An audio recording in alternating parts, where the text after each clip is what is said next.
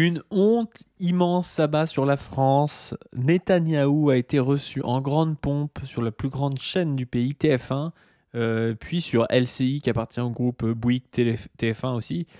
C'est totalement honteux, hein. Enfin, vraiment, le gars est visé par un possible mandat d'arrêt par la CPI, la Cour pénale internationale, qui nous explique que ce serait possiblement quelqu'un qui a fait des crimes contre l'humanité, crimes de guerre. Enfin voilà, on sait tout ce qui se passe à Gaza. Et là, on le reçoit en France, à 1 heure de grande écoute, sur la plus grande chaîne de pays. Enfin, c'est dingue. C'est dingue.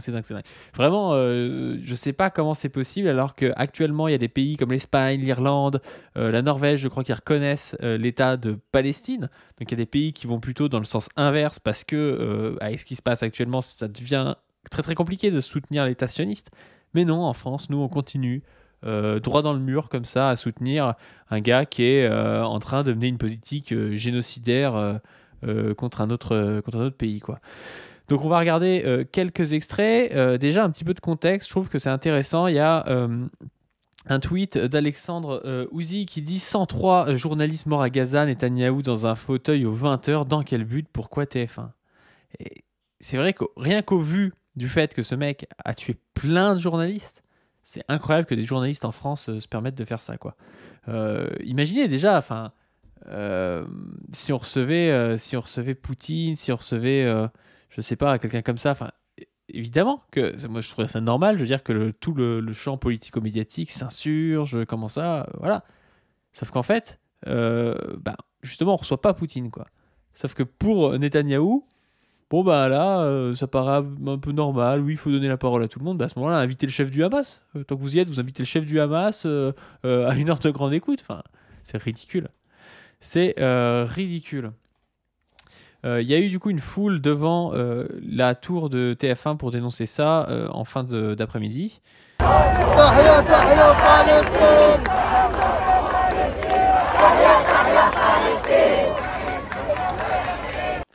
Donc voilà, ils étaient vraiment très nombreux et on les remercie.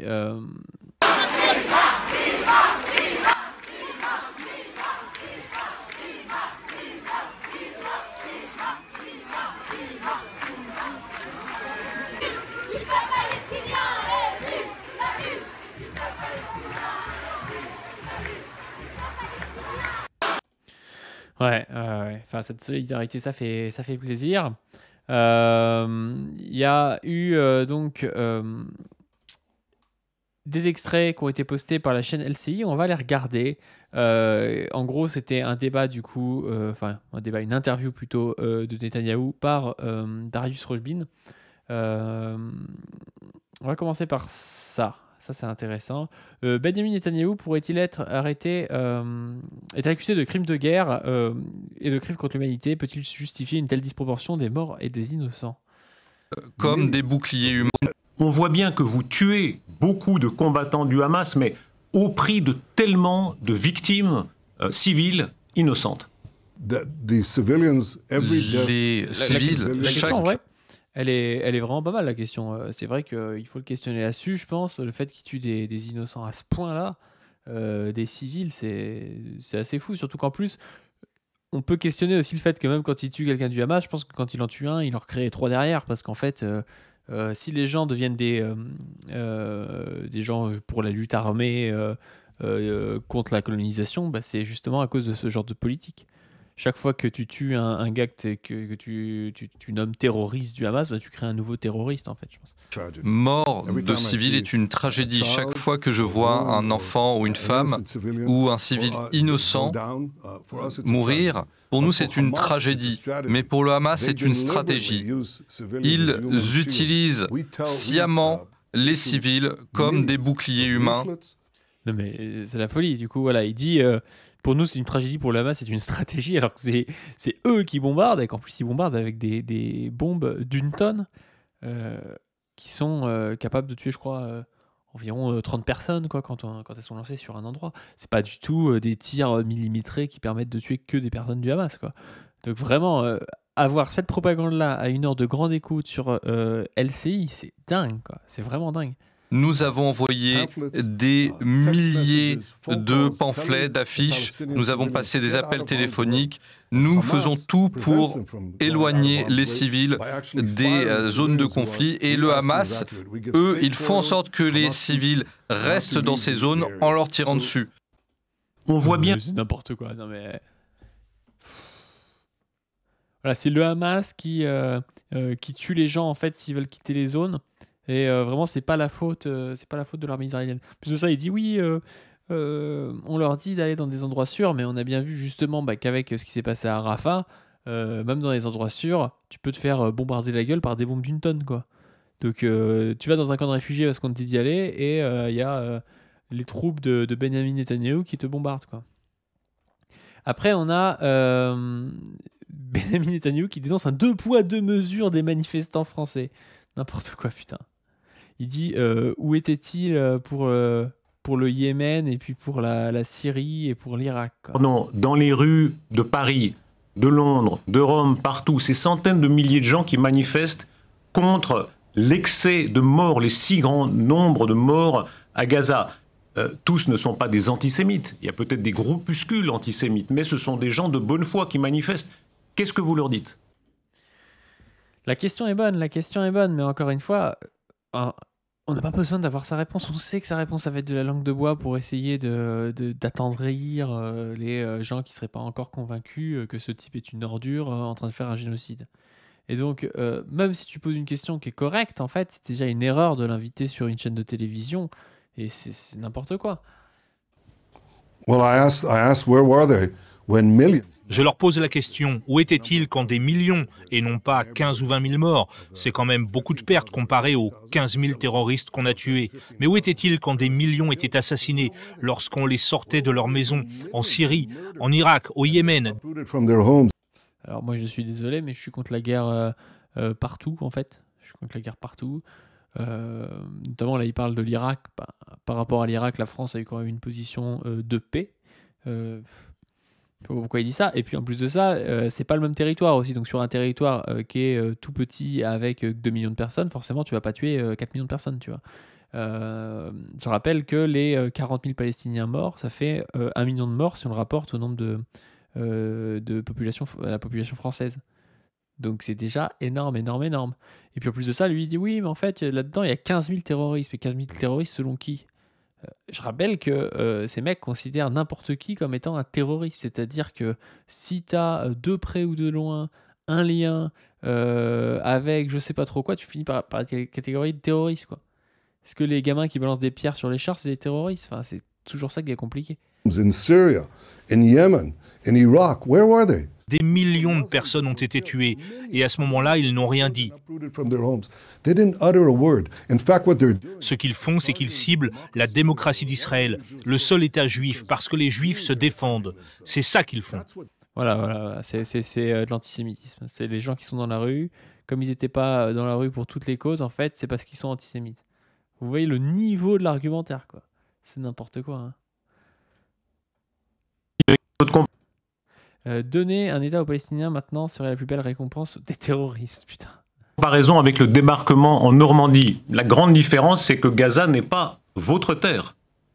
Ah oui, parce que, attendez, on va se mettre, quand il compare avec le débarquement en Normandie, on va commencer par là, peut-être. Lorsque Israël mène une guerre que n'importe quelle démocratie mènerait, et qu'Israël est à ce moment-là attaqué, bien sûr, on ne se laissera pas faire, alors à ce moment-là, ça encouragera les terroristes partout dans le monde. Mais si nous gagnons, Monsieur le Premier ministre, est-ce que le but, quel est votre but?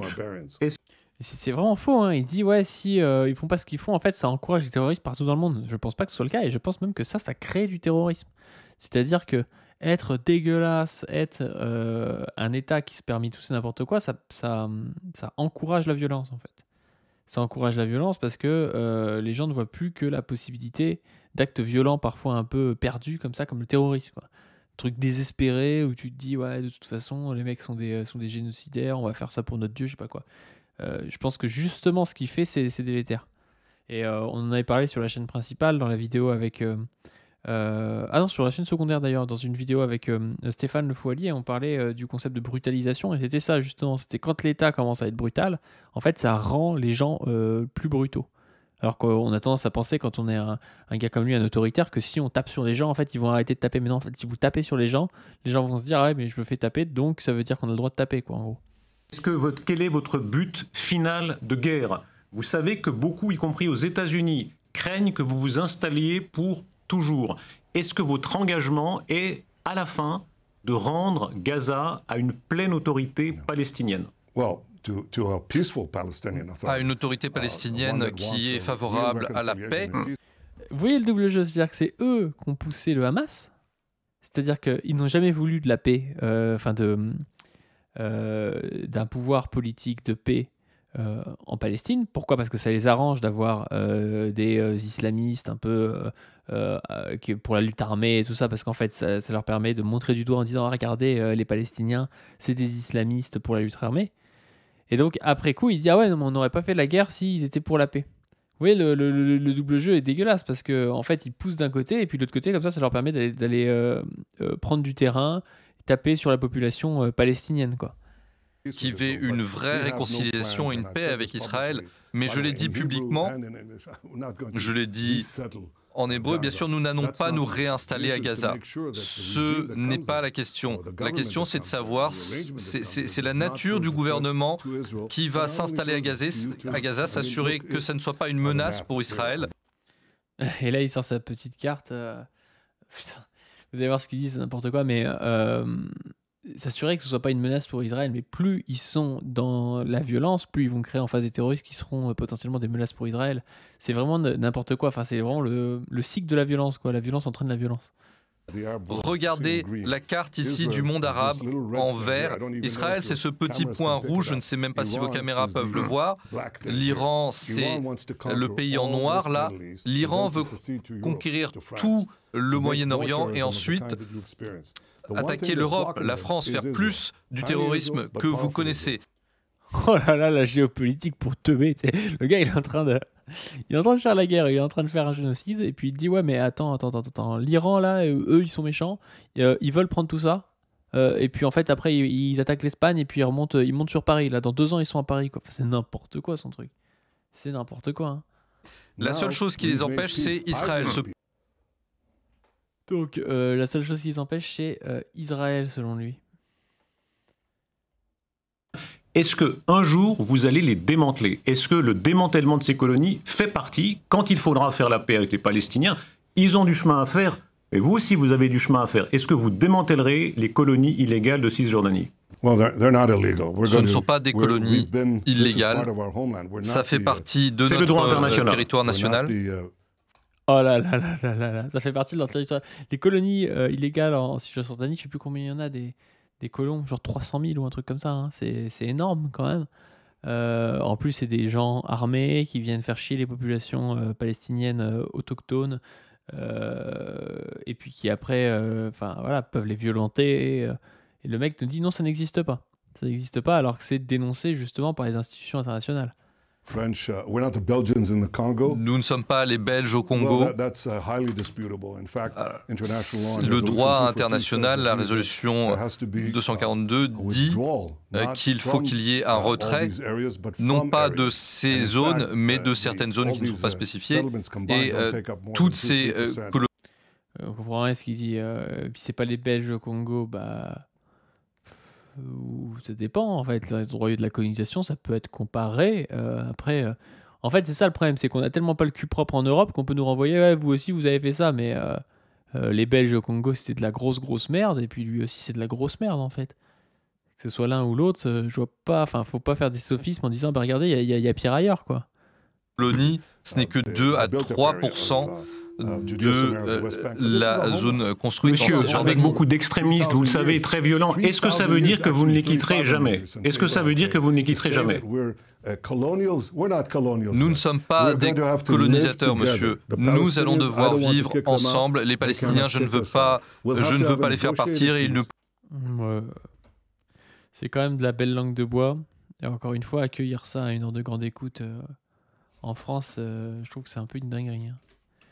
Il y a cet extrait-là. Bon, je finir celui-là. Pourront pas nous faire partir. Nous devons négocier la paix. Nous devons décider où exactement sera la frontière. Mais l'essentiel, c'est que les Palestiniens, 100 ans avant et après l'établissement de l'État d'Israël, ils doivent surmonter l'obstacle principal à la paix. Et ça, c'est le refus palestinien de reconnaître l'État juif, quel que... Voilà, c'est la faute des Palestiniens s'il n'y a pas la paix. C'est la faute des Palestiniens parce qu'ils ne reconnaissent pas l'État juif, quoi. Pourtant, j'avais l'impression que après les accords d'Oslo et tout, ça allait pas forcément beaucoup mieux pour les Palestiniens. C'est quand même étonnant, hein. Faut qu'on regarde là parce que c'est là où à la fin il va nous expliquer que la Normandie et Gaza c'est pareil en fait. Le débarquement en Normandie et ce qu'ils font actuellement à Rafah même je crois c'est pareil. Vous rappelez l'histoire, et il est vrai qu'il y a eu des crimes de guerre même commis par les Alliés pendant la guerre, comme le bombardement de Dresde. Ce sont des faits, mais aujourd'hui, en 2024, quoi qu'il en soit, est-ce que vous admettez qu'il y a trop de morts civiles à Gaza? C'est une mauvaise question, c'est trop facile de répondre à ça. Est-ce que vous êtes contre les choses qui sont pas bien? Ah oui, je suis très contre les choses qui sont pas bien. Ah oui, mais bon, là c'est obligatoire. C'est évident qu'il va répondre ça. Si tu dis est-ce que vous trouvez qu'il y a trop de morts? Tout le monde trouve qu'il y a trop de morts. Et tu pourrais demander à Hitler et dire ah ouais, il y a trop de morts, malheureusement on doit faire comme ça. Enfin, c'est ridicule. Je pense qu'un seul mort civil, c'est trop, mais nous ne faisons pas de bombardements non ciblés à Gaza. On ne fait pas ce que faisaient les Alliés à Dresde. On ne fait pas de tapis de bombes à Gaza. Ils font pas de tapis de bombes, mais de ce que j'ai compris, ils ont à peu près détruit toutes les infrastructures importantes de Gaza. Ils ont orchestré la faim en empêchant les provisions d'arriver, en détruisant et en ciblant les endroits où sont moulus le grain pour faire de la farine, les boulangeries.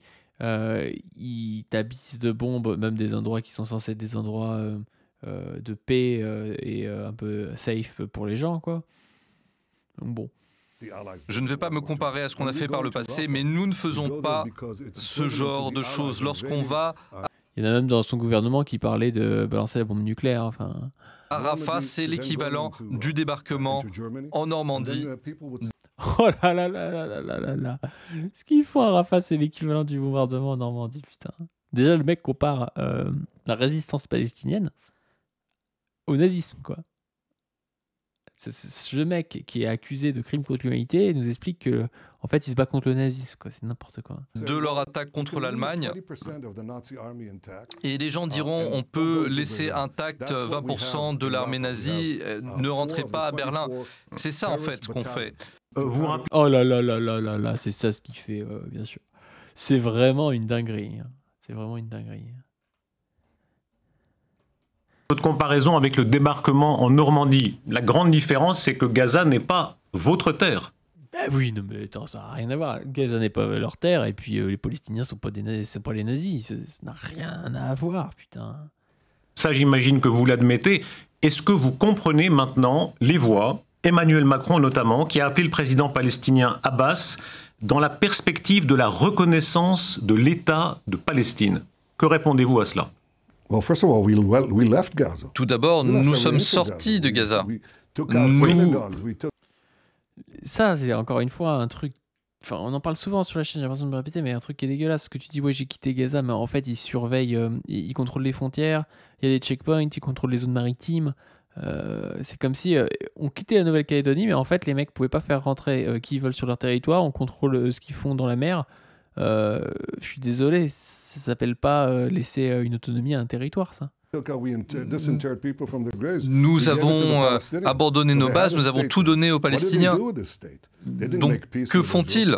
Ils n'ont pas fait la paix avec Israël, ils ont creusé des milliers de kilomètres de tunnels, plus que le métro parisien.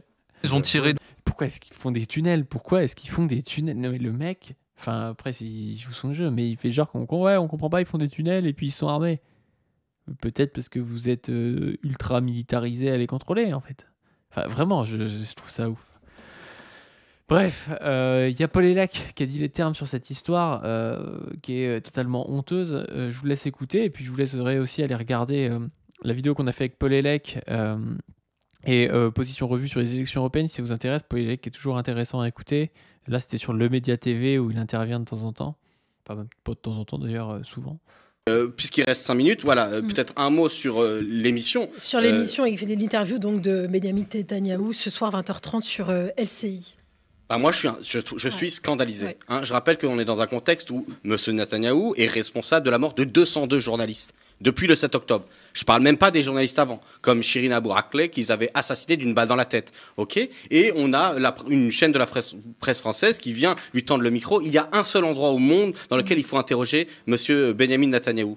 C'est dans la salle d'un tribunal pénal international pour qu'il réponde de ses crimes. Donc moi, je suis vraiment scandalisé et je suis très heureux que des gens aient spontanément dit bon allez on va se rassembler, en tout cas que ça fait 3 jours qu'on a des ambiances de manifestations immenses, très très jeunes. Moi j'ai fait celle de lundi, j'ai fait celle de mardi.